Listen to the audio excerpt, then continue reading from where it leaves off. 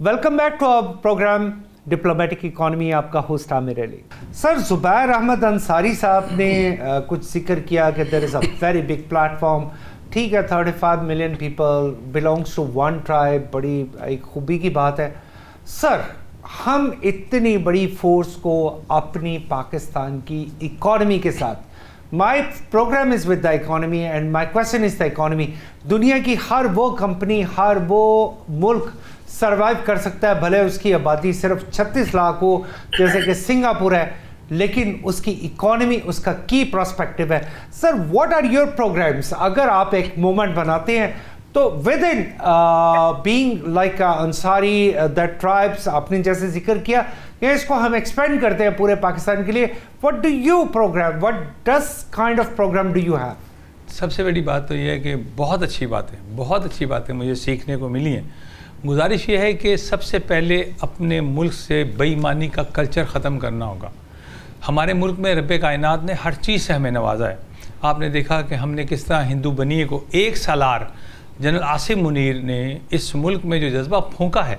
आप देखें कि हमारे शाहीनों ने किस तरह से राफेल गिराए और दुनिया में पाकिस्तान की धाक बिठाई. उससे पहले तो हम डिफ़ॉल्ट होने जा रहे थे. हमारे पास ना तो इतना बहुत बड़ी मशीनरी है, बट लेटेस्ट टेक्नोलॉजी का हमने इस्तेमाल किया. हमारे पास ब्रेन है. कि आप क्या समझते हैं कि इंडिया में उस दिन जो ब्लैकआउट हुआ था वो किन बच्चों ने किया था? अगर आप वो डिटेल ले लें कि किन बच्चों ने किया था, तो हमारे ज़रा नम हो तो ये मिट्टी बड़ी ज़रखेज़ है. हमारे पास इंटेलेक्चुअल्स की कमी नहीं है. हमारे पास एक छोटा सा प्लान आपको दूं कि अगर जितने भी हमारे पास दुकानदार हैं, छोटे छोटे दुकानदार, 5,000 रुपये सालाना हम उन पर टैक्स लगाते हैं, वो 20-20 हज़ार रुपये रिश्वत दे रहे हैं कि भाई हमें बचा लें इनकम टैक्स से. 20-20 हज़ार उनसे लोग ले जाते हैं. अगर सिर्फ 5,000 रुपीज़ मैं चैम्बर में बैठ के आपको कैलकुलेट करके बता सकता हूँ कि कितने अरब डॉलर मैं जनरेट कर सकता हूँ सिर्फ एक छोटी सी अमाउंट में. और फिर सिंपल बात यह है कि जो हम पैसे आते हैं, 8 रिकॉर्ड जला दिए गए. वो रिकॉर्ड किसने जलाए हैं और वो रिकॉर्ड क्यों जलाए गए हैं, इसका एडिट कौन करेगा? कौन पूछेगा इन बच्चों के पैसे, इन गरीब माओं के पैसे, पाकिस्तान के IPPs का खास तौर पे आपने जिक्र जो किया था वो एक बड़ा बर्निंग इशू है. सर, नंदीपुर ले लें, बहुत से प्रोजेक्ट ऐसे हैं जिनके रिकॉर्ड जल चुके हैं. अभी हालिया आपने 2-4 माह पहले जिला कचहरी को आग लगा दी गई थी. ये कौन से रिकॉर्ड जलाए जाते हैं? वाई? इसलिए एलडी के भी रिकॉर्ड चलते हैं. ऑफ कोर्स ये जो रिकॉर्ड जलते हैं, इन लोगों को जला देना चाहिए. मैं समझता हूँ कि पाकिस्तान में करप्शन की सज़ा जो है वो उम्र कैद होनी चाहिए, और जो बंदा करप्ट हो उसको उम्र कैद की सज़ा देनी चाहिए. वैसे जुबैर साहब, चाइना में इसकी सज़ाए मौत है. मैं लिहाज करता हूँ ना, लिहाज करते हैं. मैं तो चाहता हूँ इससे ज़्यादा कर दे, 500-700 को जाके डुबो दे समुद्र में. लेकिन सर, मैं पाकिस्तानी हूँ.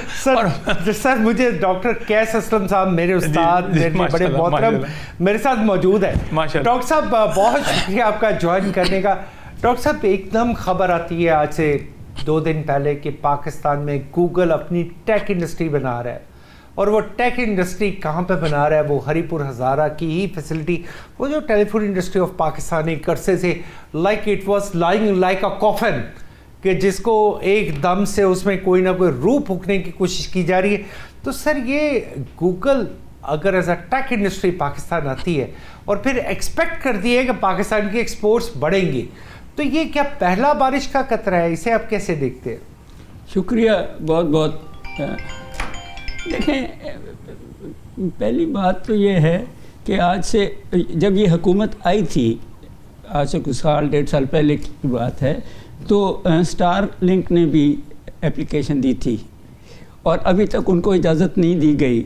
और हमारी कोई मिनिस्टर हैं, मुझे नहीं पता IT की या कौन थे, जिन्होंने कहा जी कि एलन मस्क हमसे माफ़ी मांगे फिर हम इजाज़त देंगे. अब मुझे नहीं पता कि वो क्यों. एक बहुत मशहूर, जी, वो लंदन का वाक़या है जो. बट द क्वेश्चन इज़ कि अब आपने, मैं इस सारी इकॉनमी को और तरीके से देखता हूँ. जब आपके 50%, अब तो रिपोर्टें आ रही हैं कि 70% लोग ख़तरे गुर्बत से नीचे हैं, और जब आपके बच्चों को वो तालीम ही नहीं दी जा रही जो इंटरनेशनल लेवल पे 21वीं सदी की तालीम है, तो आई एग्री कि 250-260 मिलियन के मुल्क में अगर 50% लोग भूखे भी मर रहे हैं, तो बाकी 50% भी तो 100 and something 125-130 मिलियन हैं जो थोड़े से नहीं हैं. आपने एक बात की جو بڑی انٹرسٹنگ تھی کہ جی وہ تھوڑے سے جن ملکوں میں تھوڑا پاپولیشن ہوتی ہے وہ زیادہ ترقی کرتے ہیں. سوری, جو نمبر 1 پہ ہے وہ انڈیا ہے پاپولیشن, اور وہ 5th لارجسٹ اکانومی ہے. نمبر 2 پہ چائنا ہے اور وہ 2nd لارجسٹ اکانومی ہے. اور نمبر 3 پہ امریکہ ہے اور وہ 3rd لارجسٹ اکانومی ہے. نمبر 4 پہ انڈونیزیا اور وہ 16th لارجسٹ اکانومی ہے. سوال اکانومی لوگوں کا نہیں ہے, سوال کوالٹی آف دیٹ پاپولیشن ہے کہ وہ کتنے پڑھے لکھے ہیں, کتنے ٹیکنالوجیکلی ایڈوانسڈ ہیں. آپ انڈسٹریلسٹ ہیں. سنگاپور کی ایک بڑی سارا ریسنٹ ایگزامپل امریکہ, ہانگ کانگ کی امریکہ اور یورپ تو ہمارے جیسے ملکوں سے برین ڈرین کر لیتا ہے. ان کو یہ نہیں پتہ لگتا کہ یہ سفید فام ہے, کالے فام ہے, کوئی اور ہے. وہ کہتے ہیں کہ سکلز ہوں, آ جاؤ. آپ تو پیسہ ہی نہیں دے رہے لوگوں کو, پڑھائی نہیں دے رہے آپ. میں ایگری کرتا ہوں 3.44% پہ گروتھ جو ہے وہ رینگنا ہے. آپ کی اباؤٹ 2.93% پہ پاپولیشن گروتھ ہے اور پاورٹی میں ہے. سو کہیں نہ کہیں, اور آئی ایگری کہ کرپشن اور آئی پی پیز آپ کے 2 بڑے ایسی چیزیں ہیں جو بلیڈ کر رہی ہیں اس اکانومی کو. ہمیں گروتھ اس وقت فائدہ ہوگا جب اس کی سوشل امپیکٹ آئے گا, جب اس کا اکنامک امپیکٹ آئے گا. In that context I agree capitalism ہے تو اس میں آپ نے فیصلہ کرنا ہے کہ انڈسٹریلسٹ نے کہ چھوٹے دکانداروں کو زندہ رکھنا ہے یا مونوپلی بنانی ہے. آپ نے فیصلہ کرنا ہے کہ آپ کی انڈسٹری جو ہے, جو گوگل کی آپ نے بات کی کہ آپ کی اگر انڈسٹری کاسٹ ان افیکٹو ہے تو پھر انٹرنیشنل کمپنیاں جن کے پاس پیسہ بھی ہے, جن کے پاس ٹیکنالوجی بھی ہے, جن کے پاس نو ہاؤ بھی ہے, جو آپ کے برینز کو امپلائی بھی کر سکتی, وہ آ جائیں گی. وہ ہزارہ میں لگائیں یا ایبٹ آباد میں لگائیں یا کراچی میں لگائیں, وہ تو وہ فیصلہ کریں گے نا جی.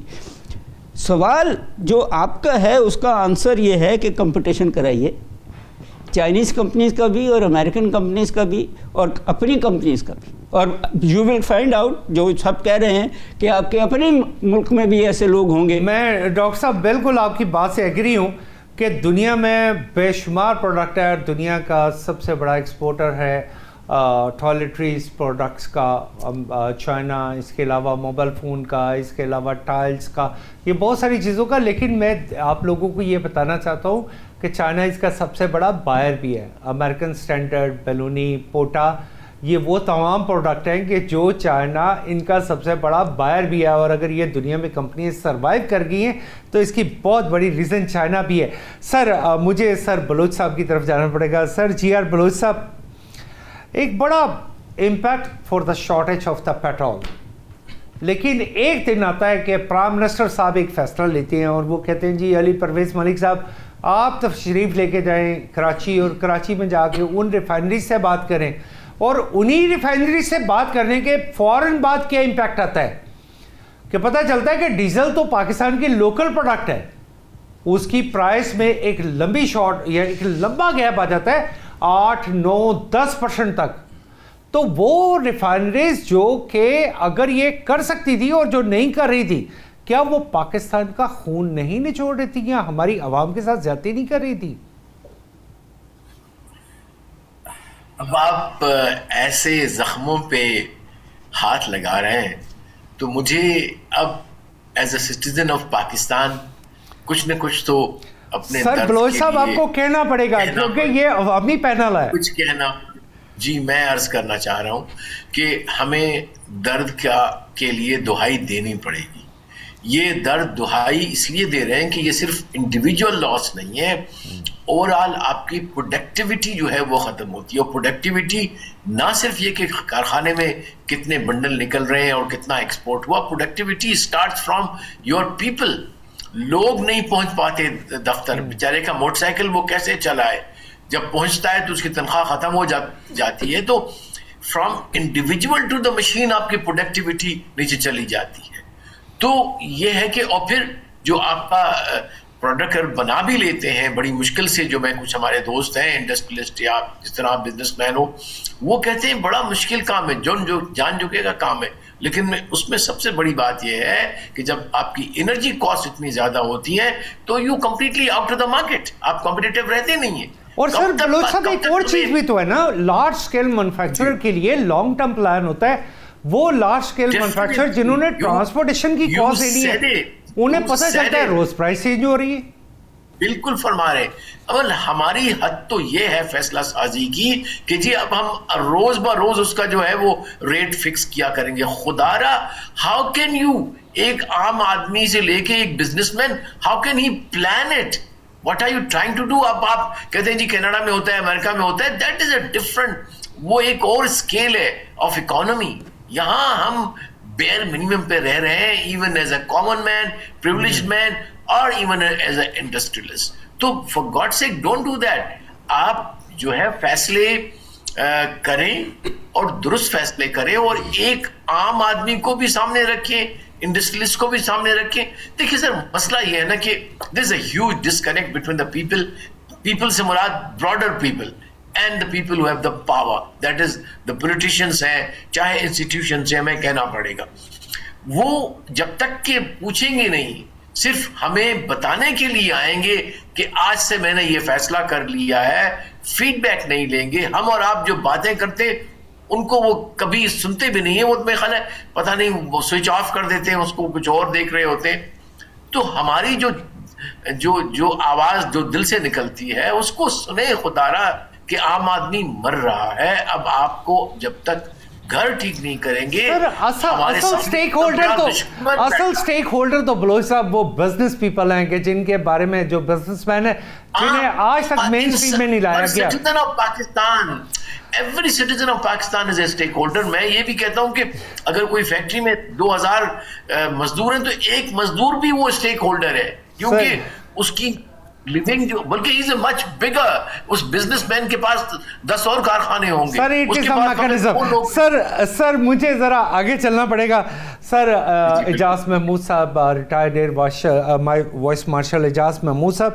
اعجاز محمود صاحب, ایک ایگریمنٹ ہوتا ہے کویت کے ساتھ, اور یہ کہا جاتا ہے it's an agreement for $20 billion, although many clauses are not revealed. کیا یہ جو ایگریمنٹ فار $20 billion کا ہوا ہے, is that going to impact the economy, the mainstream economy of Pakistan? اس سے ہم سب لوگوں کو فائدہ ہو سکتا ہے؟ دیکھیے, کوئی بھی ایگریمنٹ ہو جس میں ہمارے ملک کی طرف سے سروسز ہوں یا کوئی پروڈکٹ ہو, اگر وہ مٹیریلائز ہو جاتا ہے اور اس میں ٹرانسپیرنسی رہے ہو, کوئی بھی پروجیکٹ ہو, تو اس کا الٹیمیٹ بینیفیشری تو پاکستان خود ہے. سر اجاز صاحب, اس میں تو ایک کلاس بھی ڈال دی گئی کہ اس کا تھرڈ پارٹی آڈٹ نہیں ہوگا, یہ ریویل بھی نہیں کیا جائے گا, کانٹریکٹ کو بھی ریویل نہیں کیا جائے گا. یہ تو پبلکلی تو صرف اتنی بات کہی گئی ہے. اب دیکھیے, اس طرح کی چیزیں پھر موقع دیتی ہیں لوگوں کو نیگیٹیولی کرٹیسائز کرنے کا لیے. میرے خیال میں ٹھیک ہے, کچھ نان ڈسکلوجر کلاسز ہوتی ہیں, لیکن پھر بھی اس پہ ان کیمرہ جو ہے بریفنگ ہو سکتی ہے پارلیمنٹیرینز کی, یا ایٹ لیسٹ اس سلیکٹ گروپ کی جو عوام کو اور ریاست کو ریپرزینٹ کرتے ہیں. تو اس کو ہمیں دیکھیے, ابھی آج ہماری پوری ڈسکشن جو ہے اگرچہ وہ اکنامکس پہ ہے, لیکن آپ یہ دیکھیے کہ ہمیشہ یہی سوال آتا ہے کہ ہماری پچھلے 1.5 سال سے پوری دنیا میں ڈپلومیٹک فرنٹ پہ, سیکیورٹی فرنٹ پہ ہماری بہت پذیرائی ہو رہی ہے. بالکل کوئی دنیا میں ایسی جو ہے جگہ نہیں ہے, کوئی ایسا فورم نہیں ہے جہاں پر سیکیورٹی کی بات ہو, امن کی بات ہو اور پاکستان کا ذکر نہ ہو. اب اتنے بڑی کامیابیوں کے ساتھ اگر ہمارے گھر میں لوگوں کا رہنا جینا مشکل ہے, تو اس ساری عزت شان وقار کا فائدہ کیا ہے؟ اصل تو دیکھیے, یہ سسٹینیبل بھی نہیں ہوتا کہ آپ اپنی فارن پالیسی یا اپنی سیکیورٹی, نیشنل سیکیورٹی پالیسی کو سسٹین کر سکیں اگر آپ کی انٹرنل سٹیبلٹی نہیں ہے. اور جب ہم انٹرنل سٹیبلٹی کی بات کرتے ہیں, اس میں پولیٹیکل سٹیبلٹی اور اکنامک سٹیبلٹی یہ دونوں ایک دوسرے کو کمپلیمنٹ کرتی ہیں. جو USSR تھا, کیا اس کے پاس تو بہت ویپنز تھے, ان کے پاس تو دنیا کا دوسرا بڑا stockpile nuclear strategic assets کا بھی تھا, لیکن الٹیمیٹلی ان کا سوشل انریسٹ اور اکنامک انیفیشنسیز جو ہیں انہوں نے ان کو تباہ کیا. سر بالکل اجاز صاحب, آپ نے بڑا وہ پوائنٹ کیا کہ وہ کمپیٹیبلٹی نہیں بن پا رہی تھی, جس کی وجہ سے ایک سوشل انریسٹ آیا اور اس نے پورے اس سسٹم کو, جو کہ زار روس نے پتہ نہیں کتنی محنت کے ساتھ بنایا تھا. بٹ اینی وے سر زبیر صاحب, آپ نے ایک بڑی پیاری بات کی ہے اور اس میں آپ نے کہا کہ پاکستان میں پالیسیز ایسی بن رہی ہیں یا کچھ ایسی جماعتیں, تو سر یہ کوئی ایسے آئیکونس نہیں بن رہے کہ جن کو ہم یہ کہہ سکتے ہیں کہ آئیکونس نہیں ہیں, بلکہ یہ ایک ڈریکولا ٹائکونس ہے جو صرف پاکستان کی اکانومی پہ پنجے گاڑ کے بیٹھے ہیں اور ہم انہیں ہلانے کے قابل نہیں ہیں. سر 2-3 باتیں بڑی اہم میں کرتا چلوں. جی جی. سب سے بڑا نقطہ ہے ہماری دین سے دوری. قرآن کریم نے یہ کہا کہ یہود و نصارہ ہمارے دوست نہیں ہو سکتے, ٹرمپ ہمارا دوست ہے. اب ٹرمپ کی مانیں یا قرآن کریم کی مانیں, ہمیں یہ کہا گیا علم حاصل کرو چاہے تمہیں چین جانا پڑے. آج چین بائیں پھیلا کے ہمارے لیے منتظر ہے ہمارا, لیکن ہم دائیں بائیں دیکھ رہے ہیں, اور ہمیں مسلمانوں کو آپس میں انتشار اور آپس میں ایک دوسرے سے جھگڑا. دیکھیں نا UAE کہاں ہمارے ساتھ کھڑا ہوا کرتا تھا, اور آج صورتحال دیکھیں کیا بنا دی یہود و نصارہ نے. آپ یہ دیکھیں کہ ہم نے مسلم نیٹو کی بنیاد تو رکھ دی الحمدللہ. کیا سب کچھ عاصم منیر نے ہی کرنا ہے؟ کہ ہر کام پاک فوج کا ہی ہے کہ وہی لڑے بھی, وہ خارجہ پالیسیاں بھی بنائیں, اور یہ جو لوٹ کھسوٹ کرنے والے ہیں اس ملک میں گھس بیٹھ جائیں, اور جب برا وقت آئے تو پاکستان چھوڑ کے بھاگ جائیں؟ پاکستان کے اندر سے تبدیلی لانا ہوگی, پاک فوج کو مضبوط کرنا ہوگا. پاکستان کا وہ نوجوان جو ایماندار ہے, وہ انٹلیکچوئلز جو میرے ساتھ ٹی وی پہ بیٹھ کے باتیں کر رہے ہیں, ان سب کو ایک جگہ پہ ایک پلیٹ فارم پہ اکٹھے کر کے پاکستان کی سلامتی اور بقا کے لیے کام کرنا پڑے گا. سب سے ایک اور بڑی بات ہے کہ ہم جناب ڈیفالٹ ہونے جا رہے تھے, تب بھی عاصم منیر بچانے آ گیا. تیسری ایک اور بہت سے نقطے ایسے ہیں جس میں بات کرنا چاہتا ہوں. تمام پیٹرول پمپس جو اس وقت ہے جی ہم نے اتنا پیسے پیٹرول کے بڑھا دیے یا کم کر دیے, بھائی گڈ گورننس نہیں ہے آپ کے پاس. پورے پنجاب میں نہیں, پورے پاکستان میں ایک پیٹرول پمپ ایسا نہیں جہاں پہ تیل پورا آپ کو ملتا ہو. کوئی چیک اینڈ بیلنس ہے؟ اور سر پروفٹ ہے 9 روپے 90 پیسے پر لیٹر. جو پروفٹ ہے وہ 9 روپے 90 پیسے پر لیٹر. اتنا پروفٹ ہونے کے باوجود کوئی ایک پمپ, یہ ہے آپ کی گڈ گورننس. اب سب سے بڑی بات ہے, چین نے ہمیں $30 کروڑ دیے تھے گوادر کے لیے, ایئرپورٹ کے لیے. آپ مجھے یہ بتائیے کیا ہم تاجکستان اور روسی ریاستوں سے پیٹرول لا کے اپنے گوادر میں رکھ کے چائنا کو سپلائی نہیں کر سکتے, دنیا میں فروخت نہیں کر سکتے؟ ہمارے پاس بہت بڑا ویژن ہے. انڈیا اور امریکہ کبھی نہیں چاہتے. زبیر صاحب اس پہ بالکل بڑی تفصیل سے بات ہو سکتی ہے, لیکن چونکہ پروگرام کا تھوڑا سا ڈاکٹر قیس اسلم صاحب, ڈاکٹر قیس صاحب کوئی خوشخبری بھی ایک آئی ہے کہ پاکستان کو فنچ کی ریٹنگ میں, گلوبل سورسز کی ریٹنگ میں, موڈیز کی ریٹنگ میں B+ کیٹیگری کر دیا گیا, یعنی کہ وی آر امپروونگ. ایک وقت ایسا بھی تھا 3 سال پہلے کہ ہم C- تھے, پھر C+ ہوئے, B- ہوئے, اب B+ ہو گئے. تو آپ اکنامکلی سمجھتے ہیں it will impact us in a long way؟ Technically it should impact. سوال 2 ہیں. پہلی بات تو یہ ہے کہ ہاں ہماری جو کیپٹلسٹ سیکٹر ہے, لارج اسکیل انڈسٹری ہے, ہمارے جو یونیورسٹیز ہیں, ہمارے اور بہت سارے مینوفیکچرنگ سیکٹرز ہیں, they are performing very well.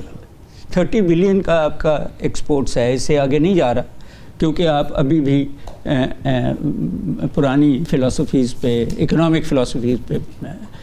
مگر دوسری بات یہ ہے کہ یہ ریٹنگ اچھی بات ہونے کے باوجود 1.6 بلین سے زیادہ ہماری فارن انویسٹمنٹ اس ملک میں نہیں آئی, ڈائریکٹ انویسٹمنٹ. اور فارن ڈائریکٹ انویسٹمنٹ جی, اور اس میں بھی زیادہ تر چین کی ہے جو سی پیک کے through and such under the second phase of CPEC they are investing. ابھی بھی آپ جب ثالث بنے اور امن کرنے کی کوشش کی اور کی بھی اور پذیرائی بھی ہوئی, تو آپ ایجپٹ کی طرح امریکہ کو کہہ سکتے تھے جی کہ ہمارے قرضے معاف کر دو. ٹرکی نے بھی کہا. آپ نے یہ نہیں کہا, آپ نے کہا جی $10 بلین ہمیں اور دے دو. बिल्कुल सही है। तो आपकी अपनी विजन का भी तो इशू है ना जी सारा। वो जो एक पंजाबी का है कि जी कोई शहर के लोग भी जालिम सी, कोई मरन का शौक सानू भी सी और थानू बहुत है। सर डॉक्टर कैस साहब आपने बिल्कुल एक वो बिल्कुल कंक्लूजन दिया कि अगर हमने डिमांड ही करना था तो इजिप्ट और टर्की की तरह हम कम से कम अपने कर्ज़ों को वाइप आउट करवा लेते। टाइम की चूँकि किल्लत है, मैं बहुत शुक्रिया अदा करता हूँ तमाम हमारे गेस्ट का, बलोच साहब का, हमारे इजाज़ साहब का, हमारे साथ ज़ुबैर साहब मौजूद थे, डॉक्टर कैस असलम साहब, आप सबका बहुत शुक्रिया। इकॉनमी के हवाले से पाकिस्तान की जो भी डेवलपमेंट, जो भी proposals, we will always be looking for your feedback. Thank you very much. Our program Diplomatic Economy on 89 HD.